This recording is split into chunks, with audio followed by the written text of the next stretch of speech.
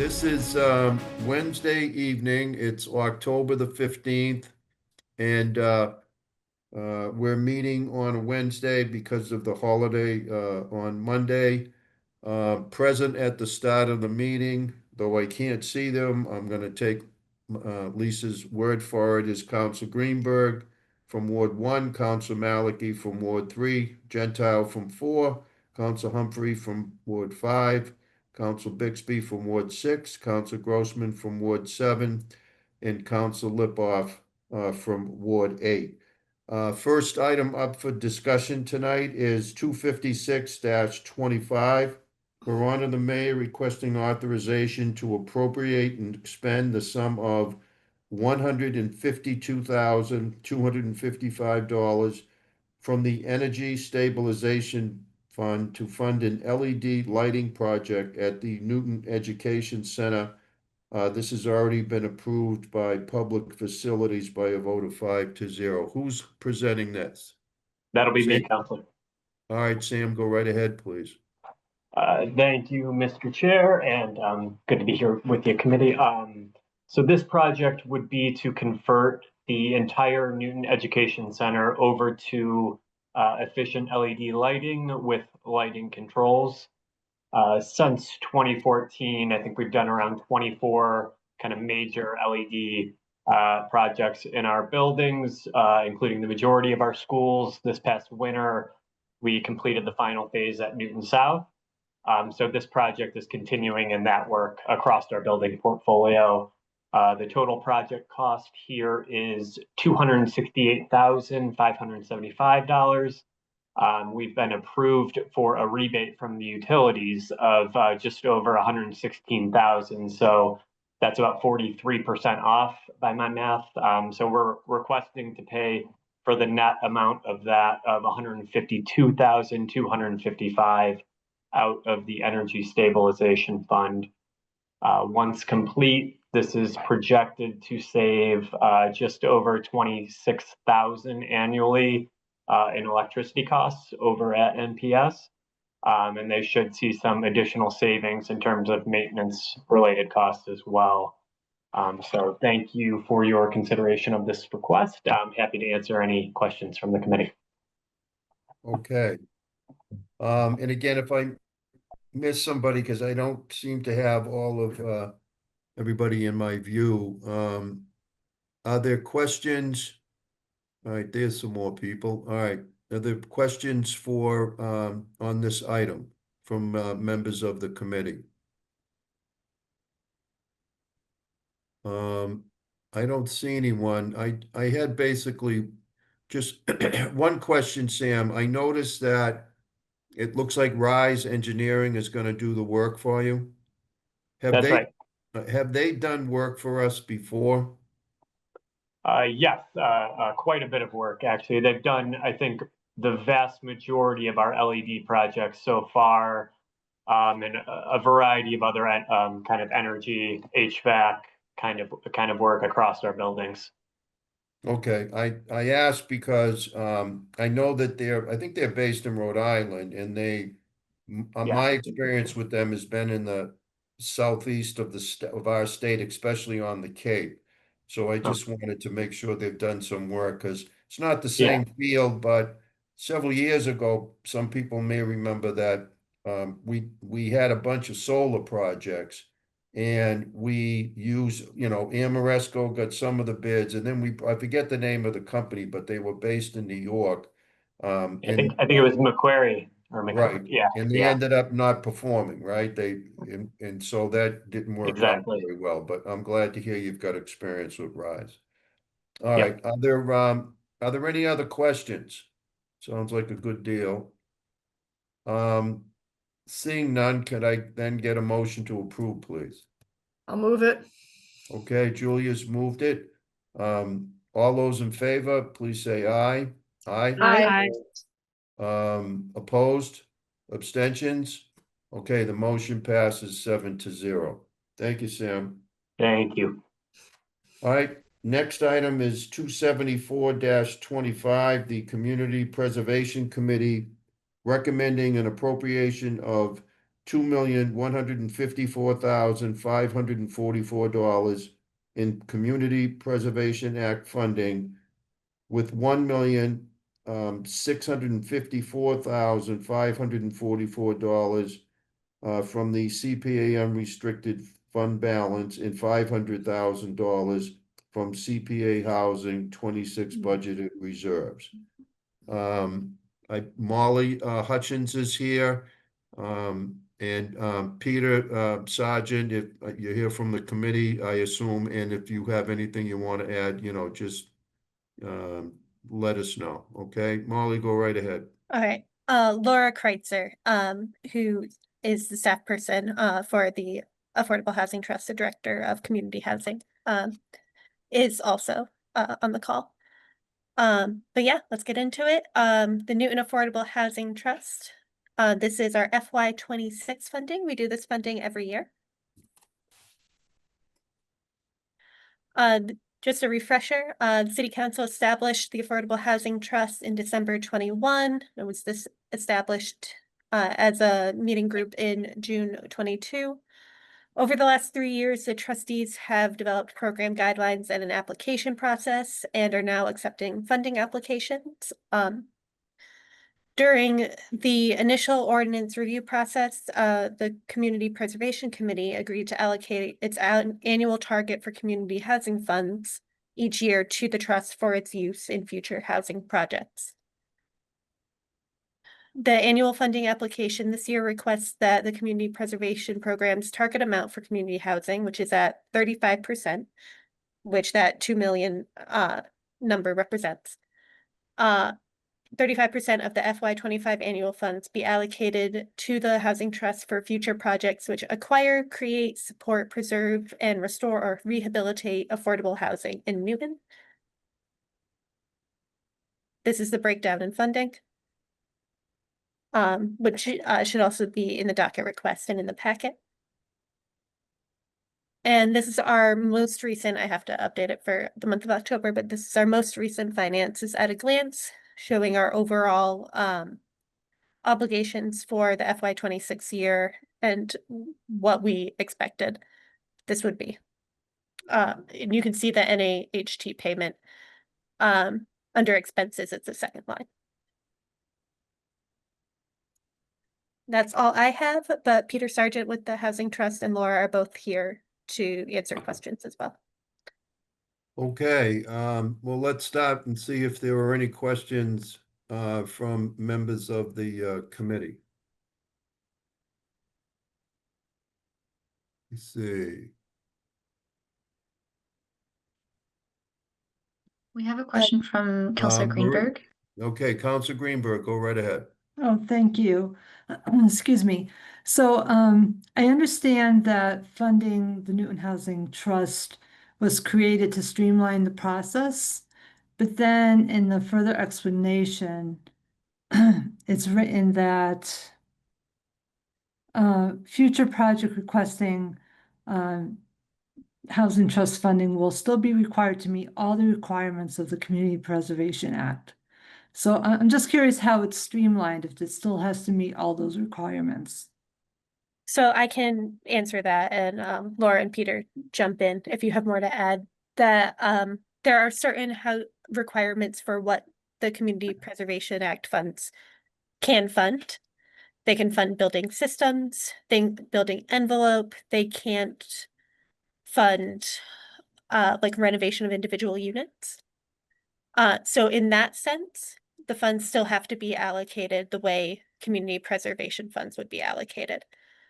They do streamline the process in that they do not have to go through the 2 to 3 month city council approval process that every other CPA process has to do. Okay, so it just has to meet the criteria. The eligibility criteria. I see. Okay, thank you so much. Okay. Any other questions? All right, seeing none. Again, this is the Counselor, we have a question have? from we have a question from Counselors Grossman and Maliki. All right, Council Grossman, go first, please.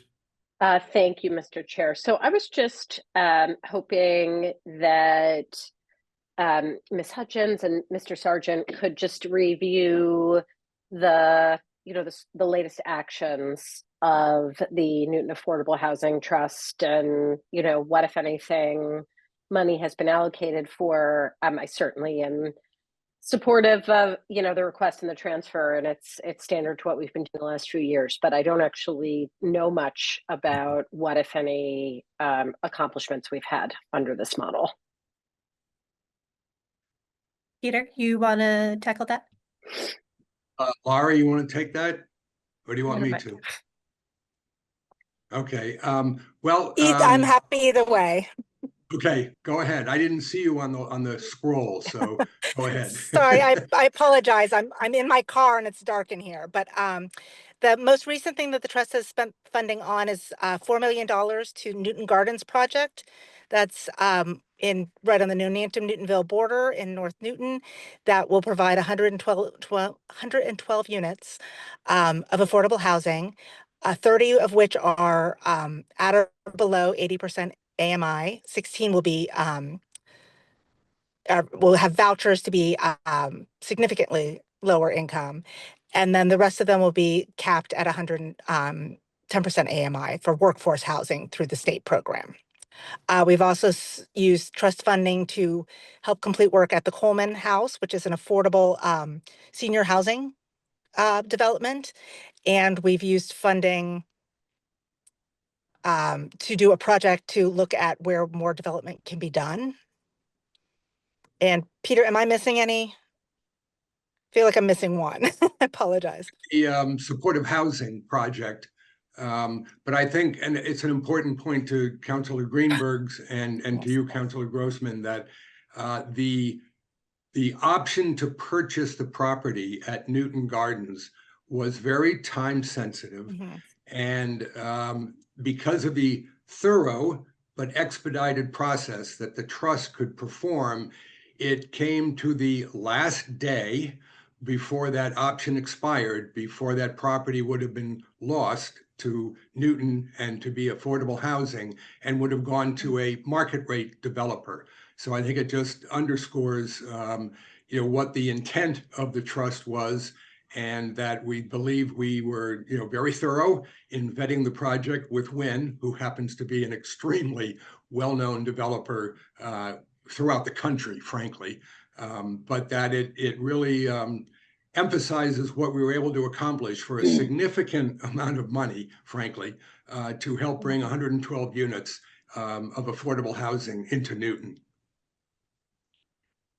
That was very helpful, thank you. And in our report, I think it would be great to include some of these accomplishments and help bring all the counselors up to speed with how this model has been working, because all that was really terrific to hear. Thank you. Good idea. Council Malachi. Thanks. I have another question too, but just following up on Councilor Grossman's, I'm curious how it came down to the last day. How much time was there? I went to some of those Affordable Housing Trust meetings where it was discussed. What was the time, the available time in which to act on that, and what made it so close? Was it waiting to get state grants or something like that?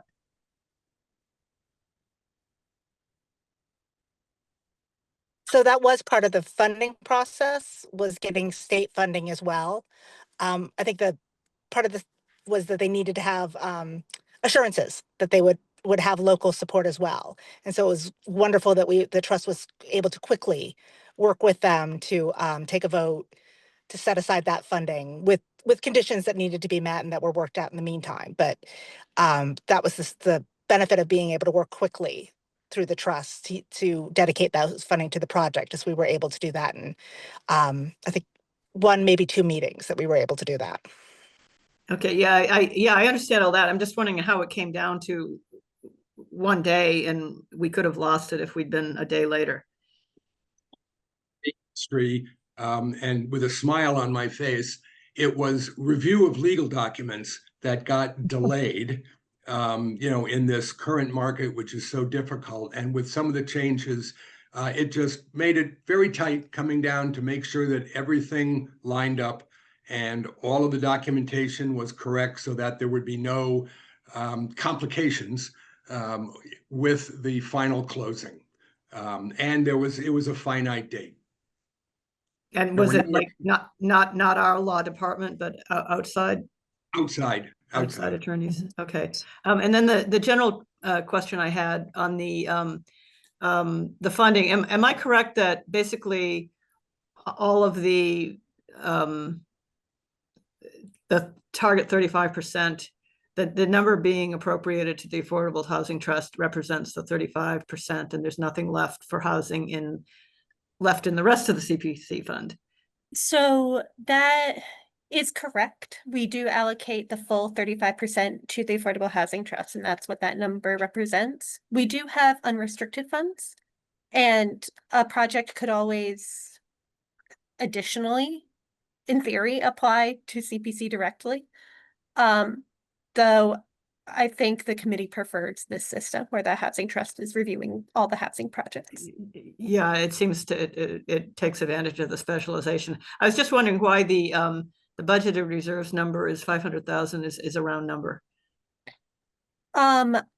Yes, I can answer that. The last year I was a lot more nervous about what our state match would be, and I left a little bit of a buffer in the housing reserves account rather than emptying it. And when I put this request together, I did the same thing, though I'm actually much more confident in our estimation of the state match this year. So it's not as necessary this year as it was last year. That could be adjusted. And what time of year do we find out the state match? November. November. Okay, so we're very close. Okay, thank you. Council Lipoff and then Council Bixby. Yeah, I just want to take the moment to point something out for my fellow councilors that when we have projects that may come forward and ask to give funds instead of the units, this is the poster child for what the money can do. The $4 million that created 112 permanently affordable units is so robust. It's incredible. And you know, we'll have some projects coming forward that can give us 11, 12 units when the money that would be paid into the fund could get us 200 units elsewhere. So, you know, the reason why we have that alternative for funds is every project, it's not always the right place. And to give the money and to be able to create such large numbers elsewhere, it's such a win. And I've been talking about this North Street project to a lot of people to let them know what our Affordable Housing Trust is capable of. Thank you. Okay, Council Bixby.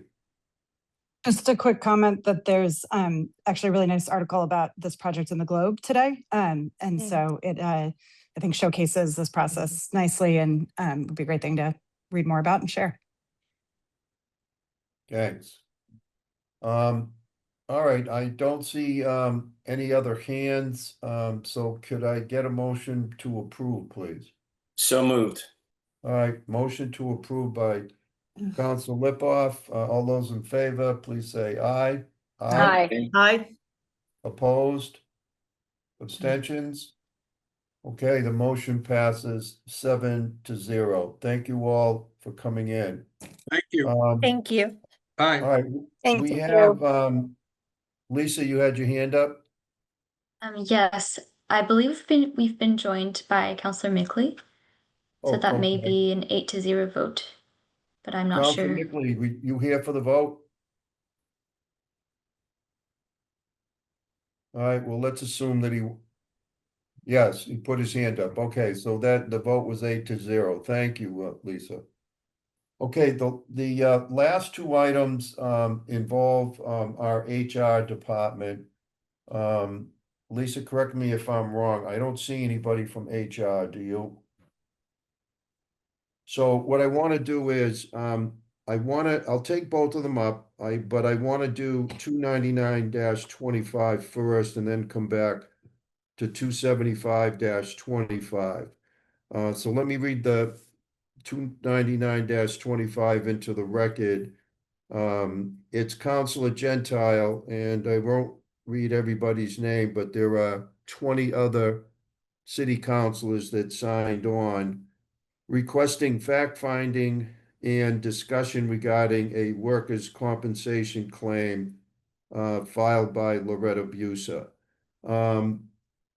So what I want to do first is, for the record, I know that the administration had reservations about, taking up an item on an individual person and confidentiality and so forth. So I did get hopefully a letter to you yesterday from Mrs. Busa, so I want to just read it into the record. It says, "Dear Mayor Fuller and City Council members, I am writing to confirm that I am aware that Councilor Gentile and several councilors filed a docket item requesting information regarding a claim I submitted for workers' compensation benefits. I support this item and appreciate this inquiry on my behalf. I am also aware that the item is scheduled to be taken up this Wednesday in the Finance Committee. Unfortunately, I am still in a rehabilitation facility and will be unable to attend, but I am comfortable with my case being discussed in both open and executive session. I want to thank you again for your time to hear about my situation, and it's signed respectfully, Loretta Busa." So I want to make sure that gets in the record. I also want to say at the outset, just in case I ask that there be a chair's note that that an executive session may be entertained. I have no intention of asking for an executive session at this time because there's no one here to answer the questions that people, might have. So to me, I'm not going to waste your time by doing that. And I hope that I can try and come to some compromise with the administration. You all saw the letter.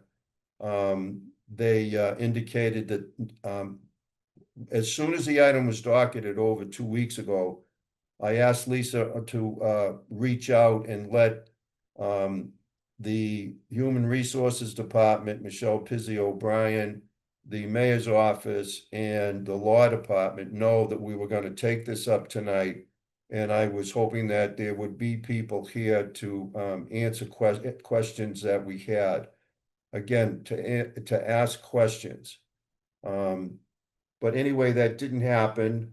So I'm introducing the item.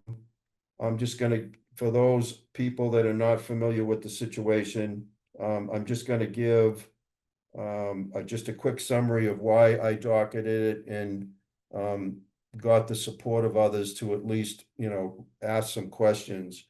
So Miss Busa is, she's a 70-year-old woman that lives down in Nonantum. She's a 43-year employee, part-time employee of the city. She works at the city-owned community building down at Hawthorne Park, doing a number of things, and not the least of which is that she cleans it on a regular basis. So on or about August the 13th, she had a bad fall and was severely injured cleaning one of the bathrooms. And the severity of it is obvious because it's over 2 months now and she still isn't home. I docketed the item because a family member reached out to me and informed me that they had helped her to file a workers' comp claim on her behalf, and that they had recently been led to believe that the claim was going to be denied. So I looked into it, asked a few questions. I was given the same information. So I docketed the item, and as they say, a number of you signed on.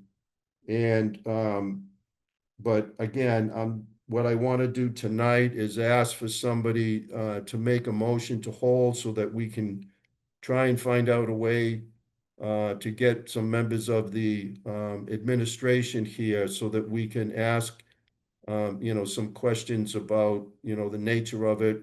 I fully understand what rights we have and don't have. I'm not asking anybody. We all know that we don't get to make to approve or deny a claim. That's not our role. But there's also, at least to me, there's a sense of compassion here. So I just want some more information. Maria? Do I see your hand up? Go right ahead.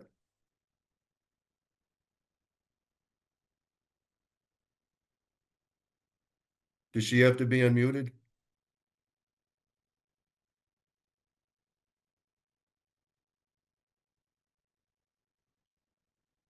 Oh, there, Lisa? thank you. I got it. Thank you. Okay, there you go. That took too long. Sorry about that. Oh, thank you, Chair. I want to thank you for advocating for Mrs. Booza, and even asking the question shows some support for her and her family. So I want to thank you for that. And I'll put forth a motion to hold. Okay. Appreciate that. Steve, did you have something? You're muted. Thank you, Chair. I wanted to mention the phone number that joined us is actually Michelle Pizzi O'Brien's, but I do not know if she's available to speak. I tried to send you a text privately on that one. Okay. I think, did I see, I thought I saw another hand. It's Bill Humphrey. Oh, Bill, go right ahead, please.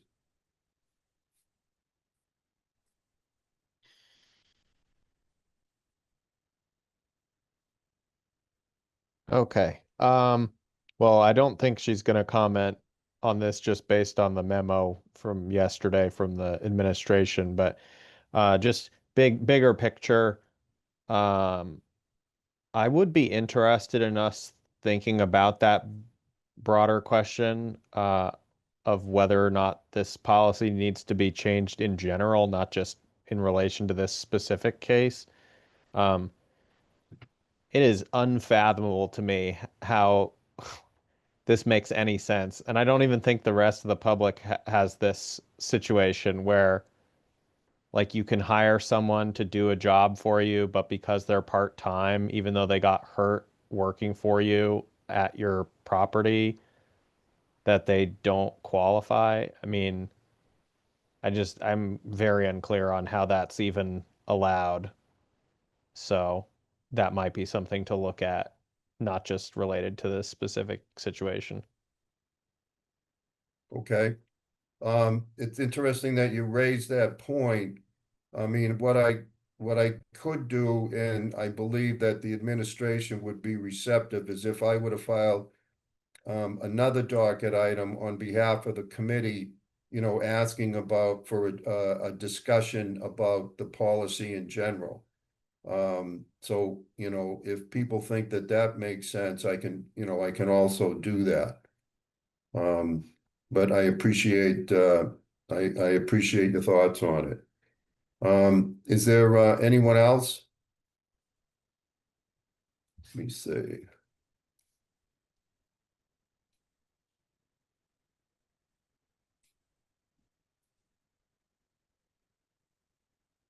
I don't see any. Just a quick comment, Councilor Go Junta. ahead. Sure. I'll just add, just to lend support to what Councilor Humphrey just said. I totally agree. I think we should absolutely discuss it, particularly since it's clear the administration won't discuss the specific case with us, but everything he said hit the nail on the head for me. Okay. I didn't do that because, that's a pretty broad policy question. And I just felt that, and I said this to the mayor, we're very much in the twilight of our careers. And, let's face it, we've got less than 2 months and to take something up. And I think that if it's of interest, it would just made sense to me for the new council, you know, to take it up. But if folks think, that it's worth docketing it and seeing what happens and getting people in the room, I can't promise you that I'm not going to ask questions and questions, maybe some specific questions, but I'll probably, what I'll do then is I'll docket an item tomorrow morning so that we have another one on the agenda. But for now, while we continue to see if I can get the administration to be comfortable with having a conversation, why don't we hold this item? And then we'll see what happens with the other item. How's that? All right. Anyone else? All right, so there's a motion to hold. All those in favor, please say aye. Aye. Aye. Aye. Opposed? Abstentions? Okay, the motion passes 8-0. Okay, the next item is 275-25. Councilors Laredo, Kalis, and Kritzman requesting an amendment to section 4-21B of the City of Newton ordinances to set the salary for the city clerk of the council. So in the backup, it spells out a proposed starting salary and then an increase as of January the 1st. The recommended starting salary is $146,479, which they are suggesting be increased to $150,906, effective January 1, 2026. So a couple of things, and then the first is, when we discussed this at the last meeting, I made two requests. One, that the salary be within the range that was advertised, and it's not a lot, but it exceeds it. And then increases it another $4,500 in 2 months. So obviously, even though we were assured that it would be within the range by a colleague that was on the search committee, that did not happen.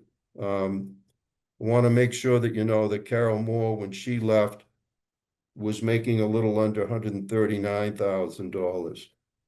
But the thing that I questioned and am following up with the law department is, I don't see how a council that is currently, in place can bind a future council with a salary increase for one individual, which is what this docket item is proposing. So until I hear back from the law department, for the first time ever as chair, I am ruling that this item is not properly before us. So until, as I said, I hear from the law department, I am not taking it up because it's not in front of us. So with that, I thank you for your time this evening. And we're adjourned. Well, could we talk about it for a second? I'd like to hear from maybe Becky Grossman, who was on the search committee, that may have an understanding to the salary. I don't mean to put you on the spot, Becky, but Rick, maybe. as the chair of the committee, as I said, it's not something I take lightly, but I'm ruling it's not properly in front of us, and there's not to be any discussion. And then when we hear from the law department how this council can bind another council, then we'll take it up if that's the case. But I'm not taking it up tonight, and I'm asking that you respect the fact that I'm making this determination. Never done it before. but I'm making it tonight, and the item is not being taken up at this time. So at this point, I've adjourned the meeting, and we'll discuss this down the road when we get more information. So everyone have a good rest of the night.